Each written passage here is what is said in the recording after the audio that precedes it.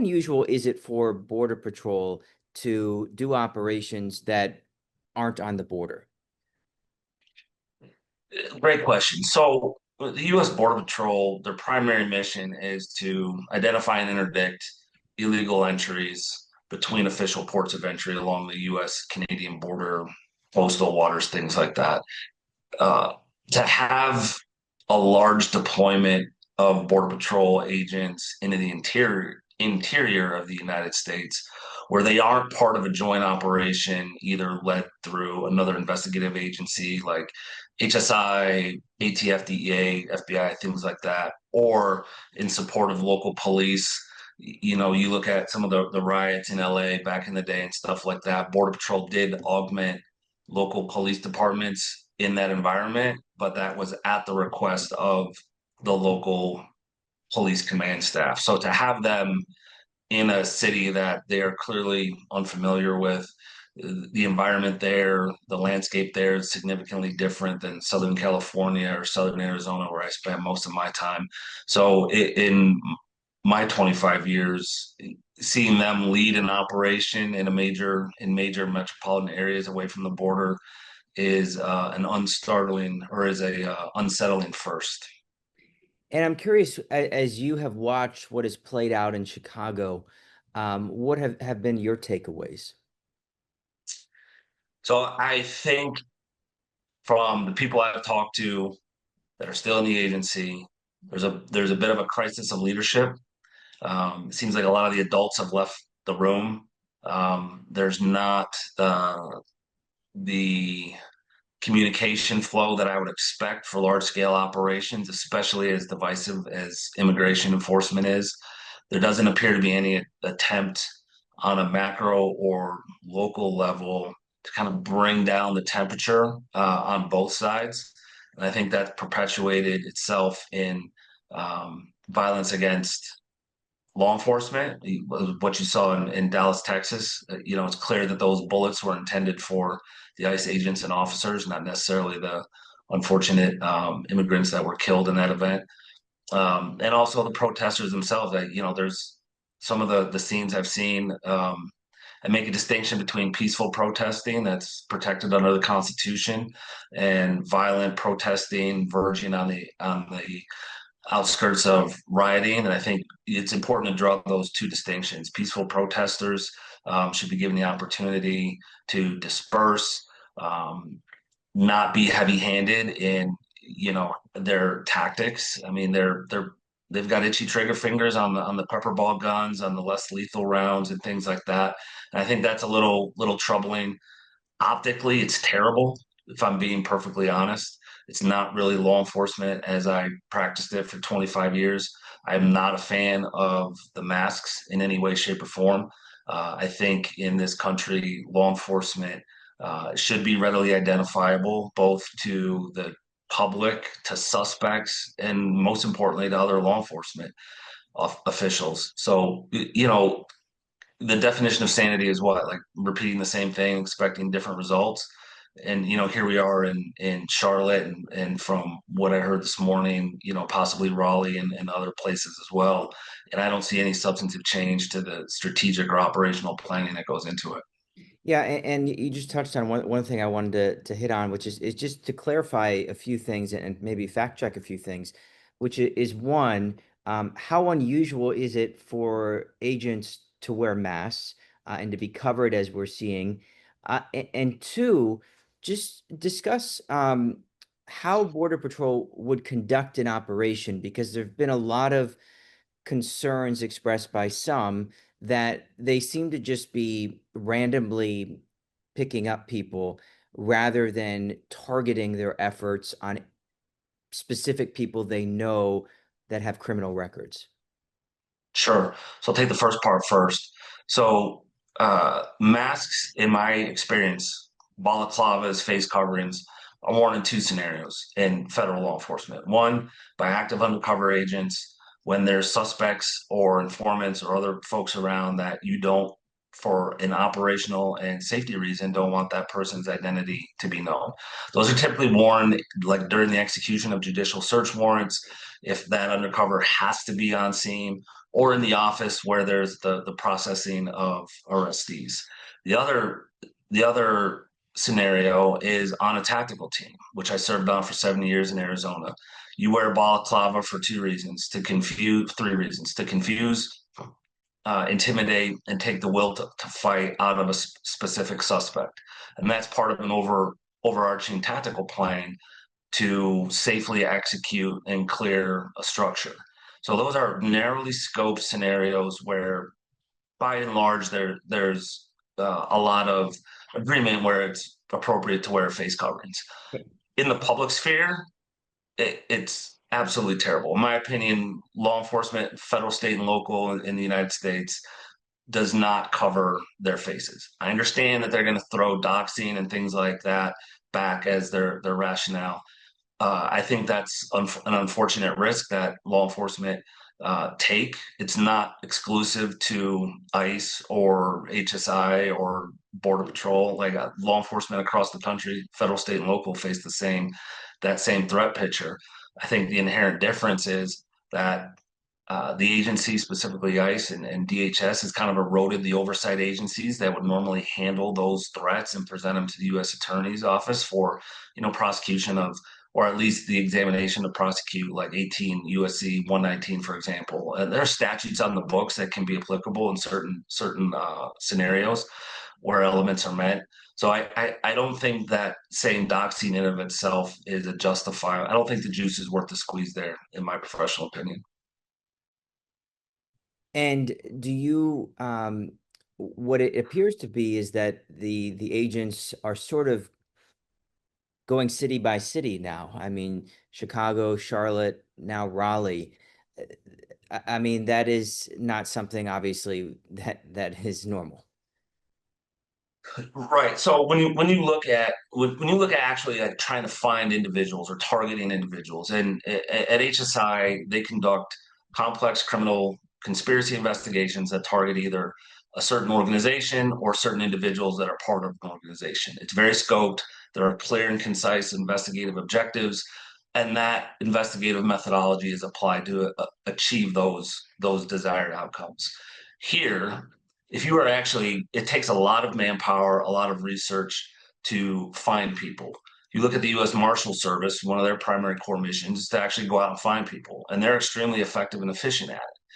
But that takes a lot of on the ground tactical, strategic, and operational planning in order to effectuate those arrests and find them safely. Here, what it appears is that it's more of like a carpet bombing approach in largely populated immigrant areas. I think it's hard pressed to say that there's not some degree of profiling that goes on with regards to how they're conducting these operations. Because you, Establishing, sorry, no, go I was ahead. just gonna say because I mean, if the Border Patrol was to go after someone, there would be or DHS in general, they would be thoroughly researching who they are targeting, correct? And it does would is it fair to say, based on the concerns we have seen, that that does not seem to be happening in some cases here?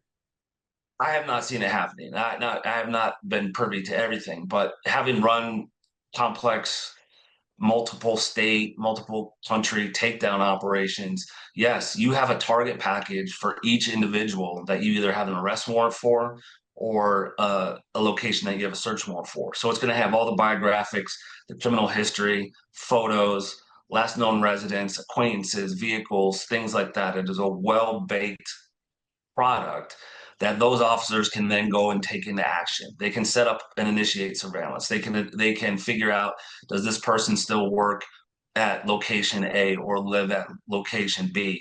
And then when they find and establish some of those patterns of life, they think, okay, the next phase is, where is the safest place that we can apprehend this individual for the safety of the officers, for the safety of the individual, and the safety of the general public.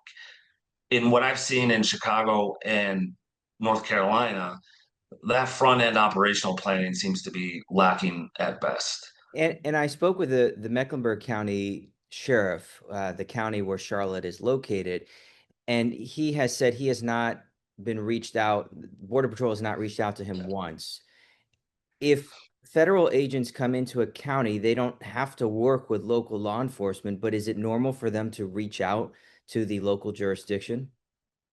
So it's kind of law enforcement 101, especially at the federal level. And when you talk about investigations, operations, planning, like you cannot effectively plan and execute law enforcement operations without a hand-in-hand approach with state and local law enforcement.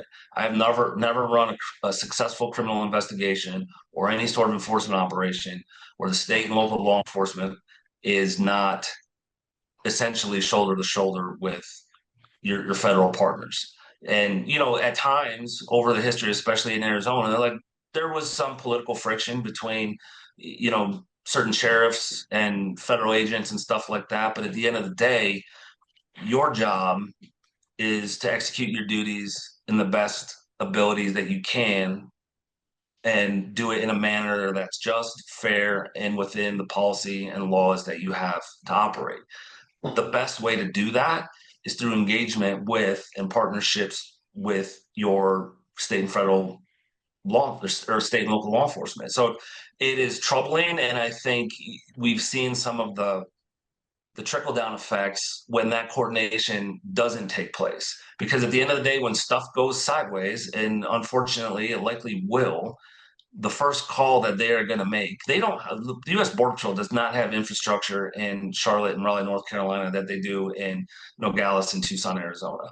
So if they get in a trick bag, they're going to be calling the state and local law enforcement. The last thing a sheriff or undersheriff wants to hear is that initial phone call when they had no idea what was happening, in the planning phases of this. So again, it kind of goes back to the crisis of leadership and kind of the lack of fundamentals when it comes to law enforcement operational planning. And I think that's rightly troubling.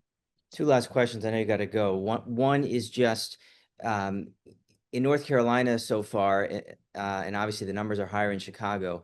There's been, I think, about 130 arrests. That number will go up today. Um, the sheriff said that none of those people have come to his detention center. Where typically would those people be going? I mean, if it's Border Patrol, they have detention facilities, I imagine, at the border or located in border cities. But is it concerning when you think about it's a little unclear where these folks are going? So 2 points on that. I think from a public messaging stance, the department has been lacking, to say the least, on the transparency and how the process works when an individual is picked up in one of these operations.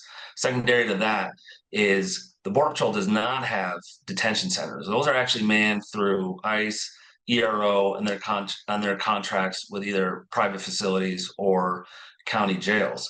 So normally, when someone's booked into a county jail, there's somewhat of a public record. You can go through database searches and things like that. ICE kind of operates on a different scale, but it does not necessarily mean that they're in the Charlotte area. Like we've seen, and I've seen cases where they're 2 or 3 states away based on, you know, bed space and logistics and things like that. So I think from a departmental level, like the messaging on how that works and the optics in which it looks like people are just kind of being apprehended and then kind of nobody knows what's going on, I think is extremely lacking. And I would hope the department kind of remedy that sooner than later for the sake of the general public. And Eric, when you look at the numbers in Chicago, the most recent numbers that were released, there were more arrests, but of about 600 or so arrests, only 2.6%, less than 20, had criminal records. What does that say to you? Criminal histories. So I mean, it says several things. Number one, I think the messaging that this is targeted for, quote unquote, the worst of the worst is a little bit of a maybe a disingenuous message there. And by what I mean by that is, U.S. attorneys' offices in these districts have largely remained quiet. I don't believe there's been any. I mean, you could check Pacer and some of DOJ's dockets where you see kind of the charging of reentry of previously deported aggravated felons, that would be indicative of someone who had been convicted of a felony, deported from the US, re-entered, and then criminally charged. I was talking to a buddy of mine the other day in early September, Bortak hit that apartment high rise in Chicago. And my understanding, there was no criminal arrest made in that one either. So we're talking largely about civil immigration issues. I think there could it could be viewed as heavy-handed in that regard, putting it politely. But I think what you're seeing is, again, from a messaging stance, it's okay. The optics are such that it is creating chaos, uncertainty, confusion, and fear throughout the community, the general population, throughout the law enforcement community, and then any of these folks that are actually legitimate threats, there's a credibility issue with, like, well, who was it? What were they charged with? What were they convicted of? Like, cops are not shy about highlighting their successes. So when you hit drug stashes, when you hit money caches, things like that, like there's stacks of dope, stacks of guns, all that sort of stuff, and we're not seeing that.